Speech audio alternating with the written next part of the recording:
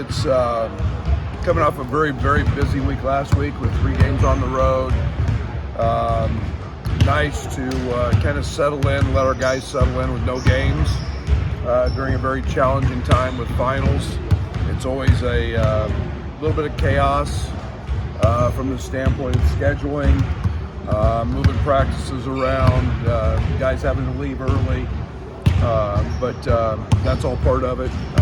But it was nice to be here. I thought we had a really good week on the road.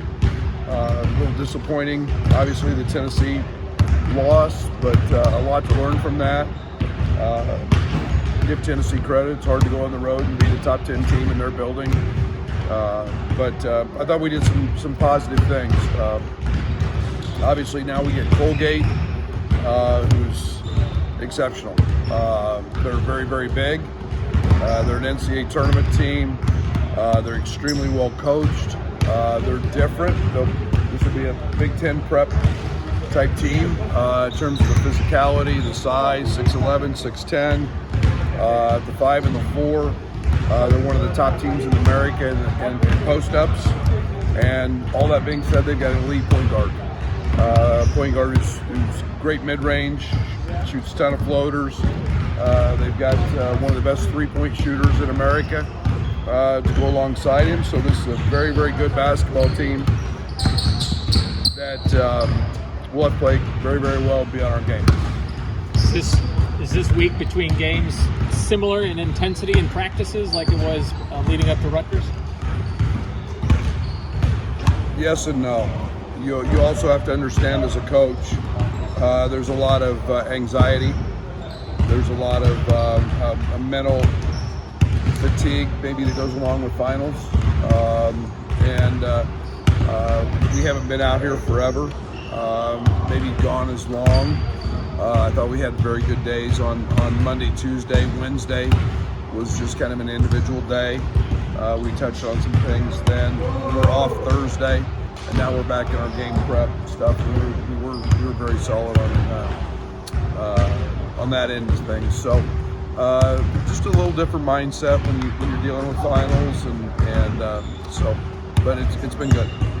Kind of a 9-game sample size with Ty primarily at point. What have you seen from him? You talked about maybe a conversation you had with Chester about being more vocal. How have you seen him step into that role? Yeah, I think it's a really hard position to play. It's your quarterback. You can't just know what you do. You have to know what everybody else does. You have to know who zigs and who zags, so to speak. And he's done very, very well. He's been exceptional on the defensive side. That's been my biggest concern, to be very honest, was making sure that there was comfort there. He's been really, really good. His size, his length, his athleticism, his strength, getting over ball screens has been very good. He's playing really unselfish. He's making a lot of the right reads, so I've been very, very comfortable with him. And again, that's a tribute to him and how hard he's worked. Coach, the minutes for Gain Danger have been kind of up and down. Is that been about matchups, or you want to see more from him? Oh, it's almost all matchups. It's been matchups. It's been trying to win a game in whatever presents itself. They were the other night against Tennessee. They're in drop coverages, and you could exploit that with Coleman and his pops and the zooms and the dribble handoffs. Probably should have played it a little more, to be honest, in some other areas. But again, just kind of the way the game unfolded. I don't go into it with a mindset of this or that. I just kind of see what the opponent's going to do and how that's going to work. And Dane's a terrific player, and he's going to be very, very valuable as we move on. Ty said that Chester kind of talked with him a couple days ago about being more of a leader. Just how does he go about that on a team that's got a bunch of 22 to 24-year-olds? Yeah, the position allows that. It doesn't matter if you're you're a freshman, sophomore, or you're a senior. Everybody's going to lead differently. His job is to know what people do and get them in positions to operate and be successful. That's where he can lead. His is coming more from a vocal standpoint of relaying coaches' messages and relaying execution things, and that's where he's continuing to grow, and he's had a great week at it. So where Chester played the position, he understands the mental side of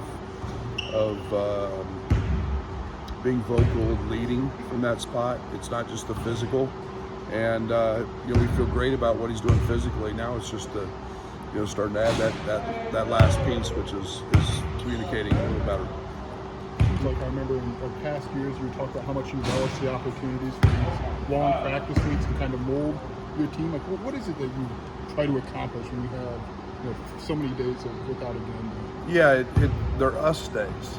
We don't worry about an opponent. We worry about the things that you go back over a 3 or 4 game stretch and you dig deep into your analytics. And okay, this is what we're not doing. This is where we're struggling. This is what we've got to clean up. Screening angles, little things that you may miss. We've spent a ton of time talking and working on becoming a better rebounding team and a more consistent rebounding team. Those are all things that you can really spend a good amount of time on when you have long breaks, and you don't ever want to forget about them, when you get into game prep. But we spent a ton of time today on and this week on things that we needed to clean up, and that's the beauty of these long breaks. We talk a lot about role identification. When you've got a team with this kind of experience, does that come together, quicker, more easily, or? No, I don't think so. I think some of it happens organically. I think some of it is game to game. I think role identification. I want more consistent play out of our bench. I thought Luke was great the other night at Tennessee. He had 7 rebounds, but he had 6.5. I want to make sure we've got, we're getting just and consistent play. We're Dane, that there's more productivity. It's not just as much based on what the opponent does, but it becomes more about what we do. I've coached a little more early based on opponent matchups and so on and so forth. I'm going to try to get back to, okay, stop us. This is what we're doing. But we've got to become really consistent in that role identification, coming off the bench, being productive. You guys know I value that more than I value who starts. It's great to see Quincy back shooting basketball. It's great to see, Luke and his performance. It's and what he's done shooting it. Consistent play from Coleman. And it's just, we're getting there. We're not there yet. That's why I keep telling you, I love Amani, I love Draven, what those guys can do from a talent standpoint. It's just getting everybody comfortable, and I value our bench so much. It's one of the areas that we're continuing to grow. I guess looking for that consistency, do you feel like this team maybe knows what's being asked of them? Like they know what that role is supposed to look like? I think so. I think we're one of the few teams in college basketball that's ranked really high. I don't know our numbers. I don't know offensively and defensively. I think our efficiency's pretty good on both ends. But there's a reason we got to defend and rebound. And, the first half of Tennessee was great. We shot 34%, we led. But we were great on the glass. We get out rebounded the second half, we lose. And this team understanding what winning is and what leads to winning will help them understand their own roles individually. And we got to look at it from the team side first, and then the individual stuff will fall into place in terms of role identification. But if we defend and rebound, I like what this team's abilities are to win a basketball game, and that's always been the focus, and our guys are starting to understand that. That offensive efficiency seems like it's improved, and we talked about it before, but how do you get to that point really without a traditional backcourt, traditional type of point guard? Yeah, that's for you guys to worry about. I don't. It's matchups. It's a mismatch. We've had a lot of success with, I go back into the Rutgers and the Florida Atlantic games, and just in size and posting posting different guys. Getting Marcus downhill, getting Terrence downhill, getting Ty downhill. We got Quincy in post-ups. It's a non-conventional way by the traditional power forward center standards, point guard, where we label everybody. But you can become really efficient when you don't turn the ball over. You get the ball close to the rim, and you have an opportunity to score. And, the closer you are to the basket, the better chance you have to score. I'd like to see our free throw attempts go up. I'd like to see our offensive rebounding improve. But those are all creating matchups based on our size and our ability to take advantage of some of those matchups. Saw the social media video with Terrence's day in the life deal there.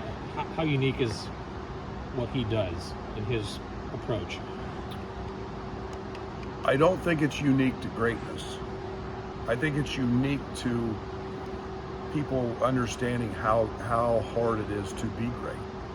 There's a reason he's number 2 in Ken Palm and National Player of the Year stuff, or he was, or I don't know what he is now, but he was. There's a reason that happens.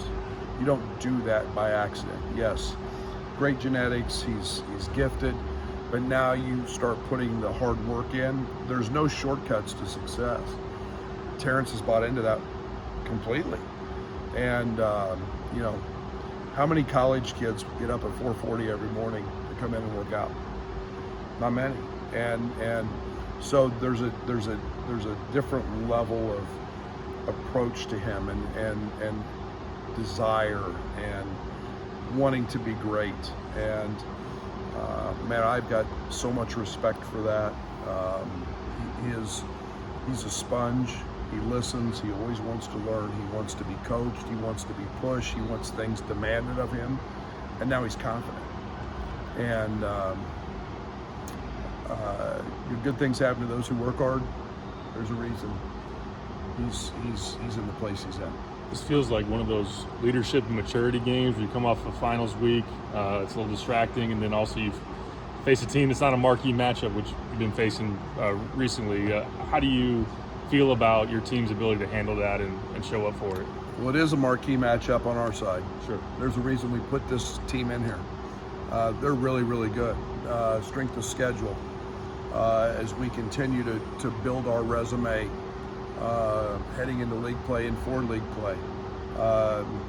They're really a good basketball team. I can show you they've gone on the road. You go on the road to Vermont and win. Arizona was just a dogfight for a long period of time.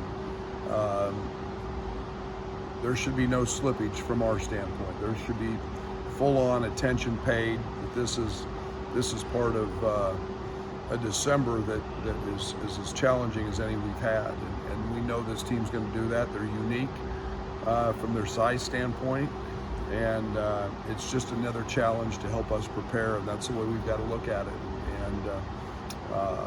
And we put this game in for it's not a 300+ Ken Palm strength of schedule game. This is one where you better bring your best or you're in trouble. Would you suggest Nico's still on the schedule? Any of your clubs envision this going? Yeah, he had another appointment today. I've not heard the results of where all that looked at in terms of all the scans and everything that they were going to do. Yeah, he is. I think he's been in a boot. He's been in. He's been in a pool. He's done all of his treatments and recovery, and I think he's on a very good track. Obviously, the scans will tell us a clearer picture of what that looks like, but he says it's feeling better, and that's probably the most important thing, is that his physical and mental is in a place where he feels really good. It doesn't sound like he'll be available on Sunday, or is that still to be determined? He will not be. He will not be. It's at least been some time, if ever, there's been this men's and women's doubleheader set up. How do you like that? Well, it's unbelievable for our fans, and it's unique. This was it's a great opportunity, I think, without students for everybody to come and support Shauna and that group. I have so much appreciation for what she's built and what she's building, and I get the pleasure going over to watch her practice a couple times a week, and vice versa. We've got a tremendous relationship, and it's great for our fans to be able to experience something like that. It doesn't happen all the time, and kudos and a big thanks to all the staff that has to turn a building pretty quick from one group to the next. I think all of our tickets for our game allow them to stay for the women's game, so I hope everybody takes the opportunity to do that. It should be an exciting day of college basketball, and two great opponents playing our teams, and so I'm excited that to be a part of that, and we get to do that. Prior to the appointment today, was there a timeline you were hoping for with Nico? No. I think, Derek, I've learned not to put a timeline on everybody's cases are a little bit different. Everybody's individuals a little bit different, how their body heals, how they react to certain stress points and so on. So we'll get him when we get him, and the most important thing is that I know how hard he's working and how quickly he wants to be back. So we'll just see what the procedures tell us and the scans tell us, and we'll go from there. Tyler talked about wanting to be a little more himself, a little more aggressive out there. How do you guys help get him there and get him to that level that works? Yeah, that's a fine line. We want him to be aggressive because he's an explosive athlete, and he can play way above the rim. He's fast, he's strong, and you've got to find that comfort. Aggressive doesn't mean fast. More often than not, it means slow, and that comes with just comfort and confidence. And it's great that he's feeling that way, because we've been trying to inch him into that. To not be passive. A lot of times when you're not confident, you're passive, and he's not that. So we're in a really good place, and we've got to be kind of hands-on how we monitor that, but it's a great mindset for him to have.